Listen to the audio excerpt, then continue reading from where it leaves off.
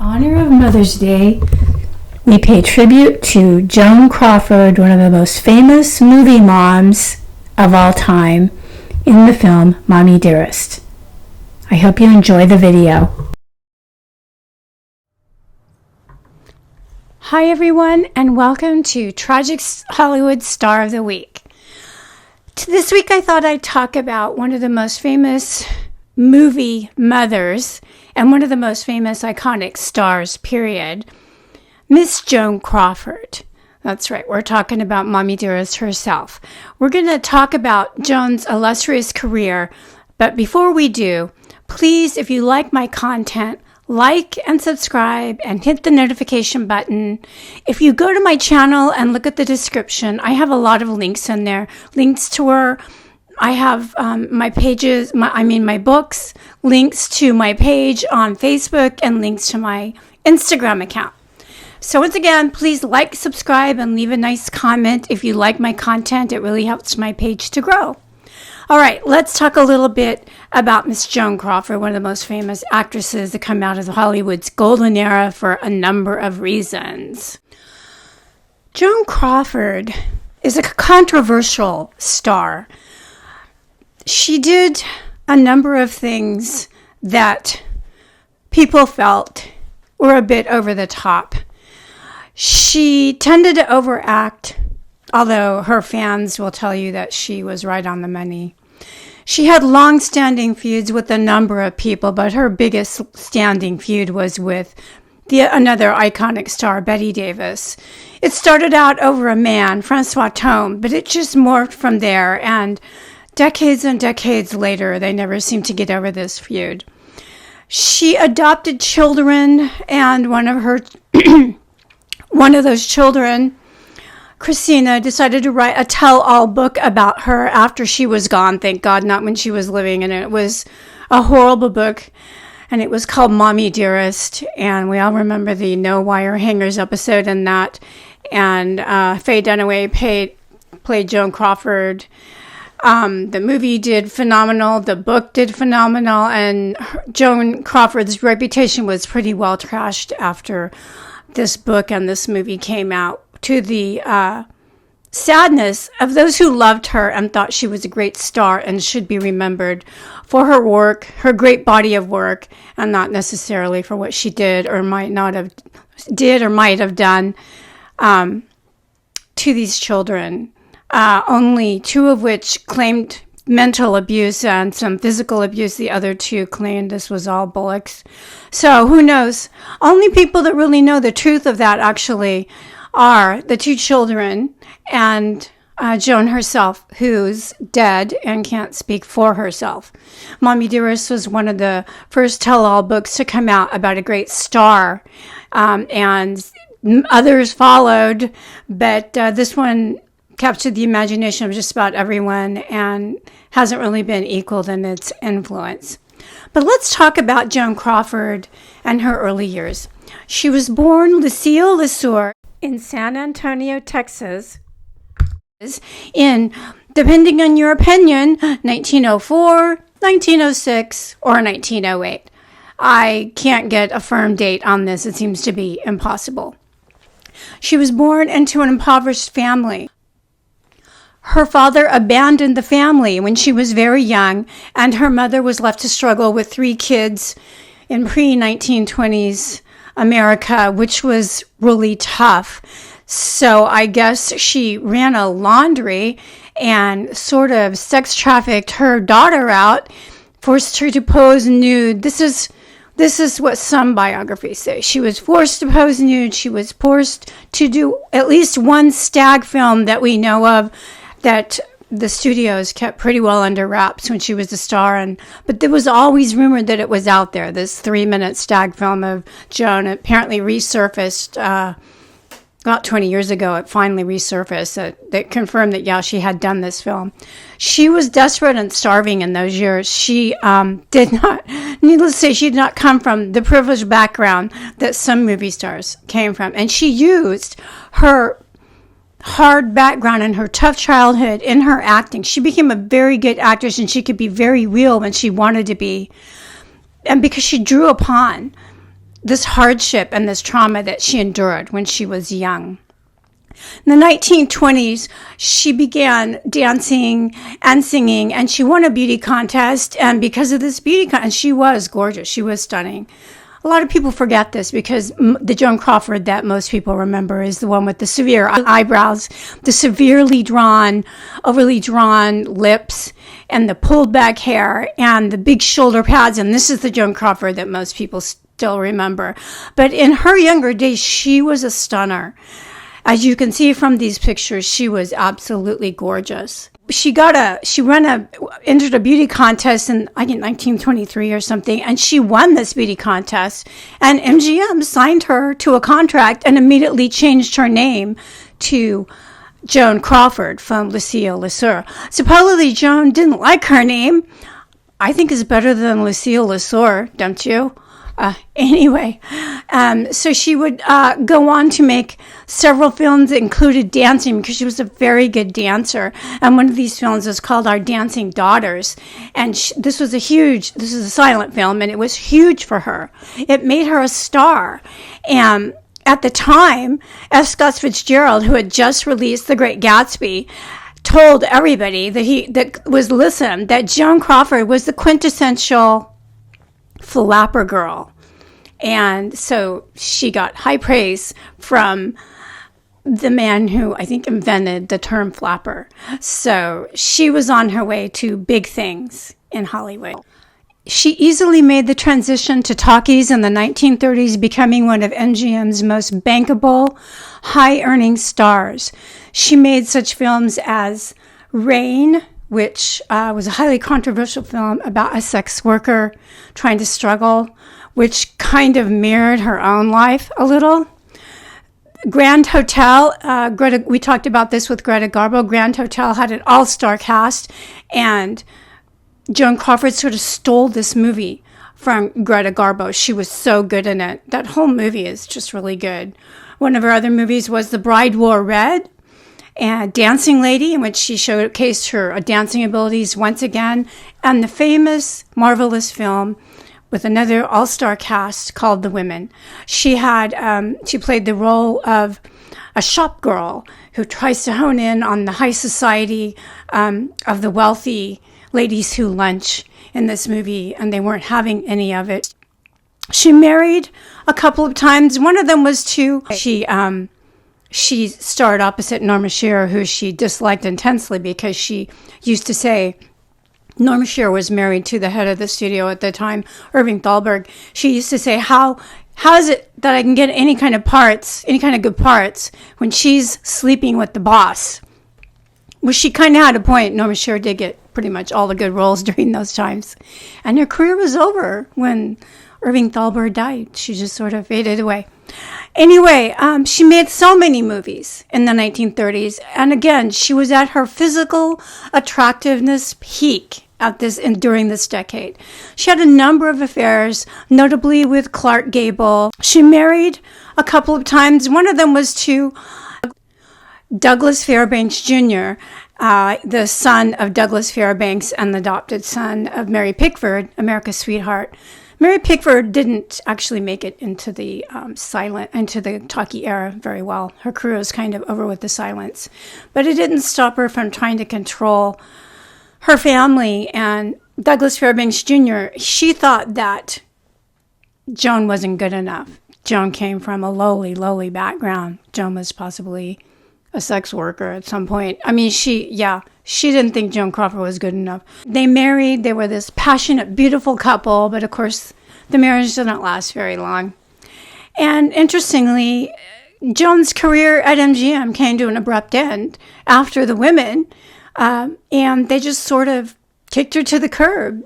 No party, no goodbye party, no severance pay. They just sort of told her to leave. She cleaned out her dressing room and drove off. So that was the end of her career at MGM. So what does Crawford do? She just marches right over to Warner Brothers Studios, where the queen bee over there was Bette Davis, and she signs a contract with them. And she had some of her most fruitful years at Warner Brothers. She had a big comeback. Of course, by this time, she was in an age when most actresses' careers were over But not Joan Crawford. She decided she was going to make one of the biggest films of her career, a film in which she would win the Academy Award for Best Actress. Of course, I'm talking about Mildred Pierce.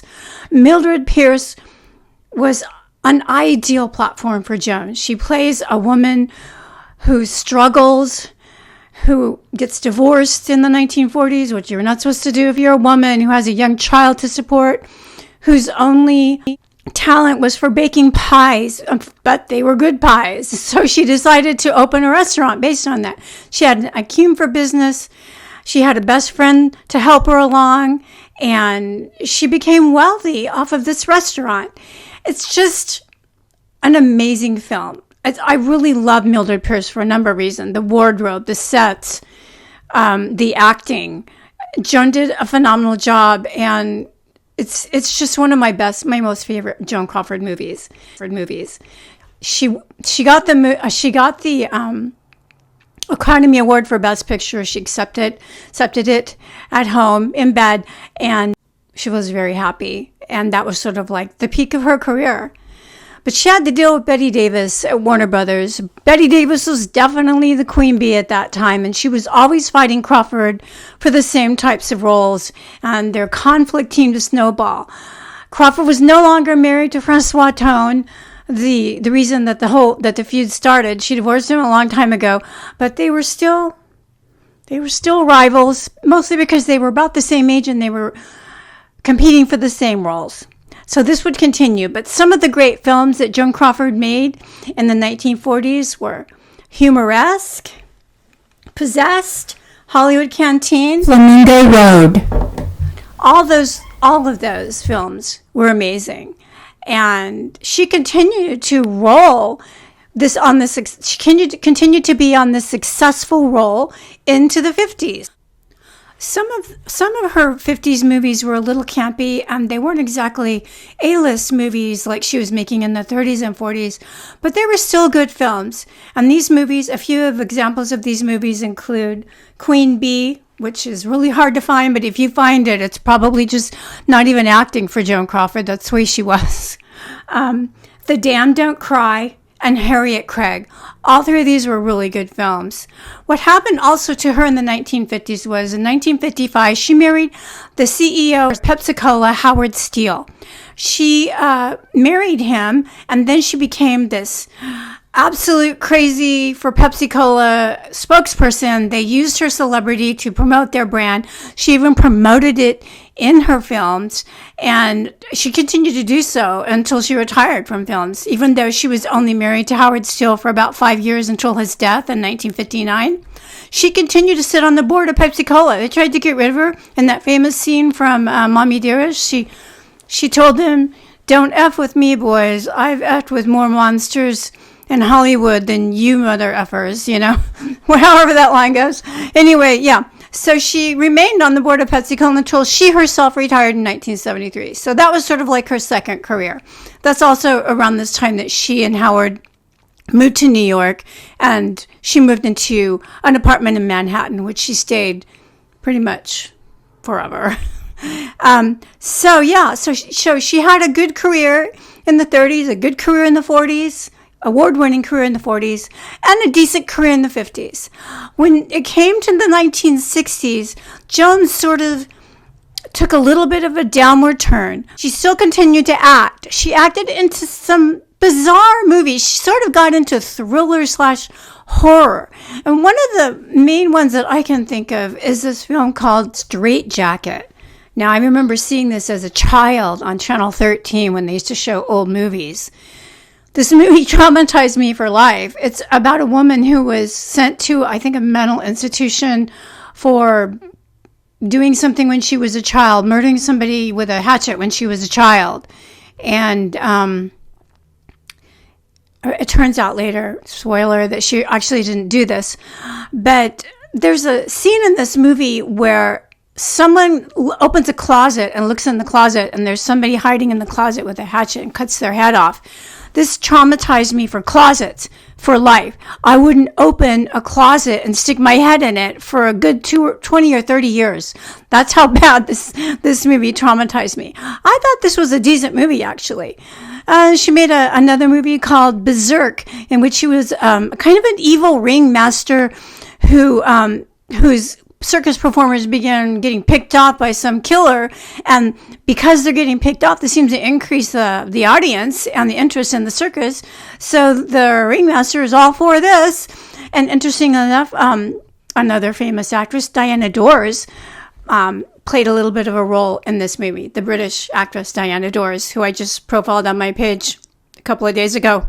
So she made several of these campy movies, and of course her most famous movie was in the 1960s was with her arch rival Bette Davis in Whatever Happened to Baby Jane. If you haven't seen it, you're really missing out. It's an amazing film. The production was a nightmare. These two hated each other on and off screen. The stories of what they did to each other abound. Supposedly, Betty switched the chocolates out that Joan was supposed to gobble down with meatballs, and Joan gagged and nearly puked. And to get back at her, Joan weighted her body down with lead weights on that scene where Bette Davis has to drag her off the bed and try to get her into the car. She had lead weights, and Betty wrenched her back so hard that she couldn't film anything for at least a week after that. In the scene where Bette Davis is kicking the absolute living crap out of Joan Crawford, Joan was so terrified of this scene that she refused to do it, and they had to put a stand-in in there. And you can see Bette Davis just wailing and kicking the absolute crap out of this stand-in, whom I'm hoping was maybe a stand-in dummy because it looked real. Anyway, Joan was probably wise not to stick herself into that scene. I mean, just tons of stuff about this movie are out there on the internet if you want to go down the Whatever Happened to Baby Jane rabbit hole. I mean, I'm not sure if Joan was nominated, but I know Betty was nominated for Best Actress. I don't think Joan was, but Joan got back at Betty because Betty didn't win, and someone else won, and Joan Crawford was there to accept the award on behalf of the actress that actually won the Best Oscar for Best Actress. Bancroft for The Miracle Worker. Here's Joan. She's making it. She's kind of on the slide in the 1960s with these slasher and horror films, but she's still working it, and she's still working in films. God bless Joan Crawford. By the late 70s, Joan Crawford health had deteriorated substantially. She had been battling pancreatic cancer for a year or so. And just days before she died, she had given away her beloved Shih Tzu because she could no longer take care of it. She had become a recluse in her apartment. She saw no one.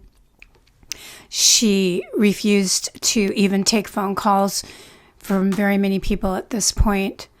She had paid caregivers, and she took to her bed the last few days, and I guess these nurses were praying at the end of her bed, and she said, "Don't you dare ask God to help me." And then she passed away from a massive heart attack, which they say was brought on by her weakened condition from cancer. So she died in 1977 at the age of 73. What to make of Joan Crawford? One of the best biographies out there right now called Feud, all about the Betty and Joan. It's not just about the Betty and Joan feud. It's really about these two women and their lives and what made them unique and iconic. And I encourage anyone who can to watch this show. It's really, really good if you can find it streaming somewhere. It's great. And also the one with Truman Capote and the Swans. That was a very good show as well. One of the best shows on TV last year, in my opinion. Here's to Joan Crawford. She was unique. She was great. Whether or not she was Mommie Dearest, no one really knows except for those who were there. Joan's not here to defend herself against those allegations, so I'm going to give Joan the benefit of the doubt. I'm on Team Joan here. Thank you very much for joining me for Tragic Star of the Week on this Mother's Day weekend. I hope you enjoyed it. If you did, please like and subscribe, blah, blah, blah, blah. Hit the notification button. Also, please check out my books. I have books with tons and tons of stories about tragic stars. They're all available on Amazon in a link in the description on this channel. Thank you so much, everyone, for joining me, and I will see you next Saturday.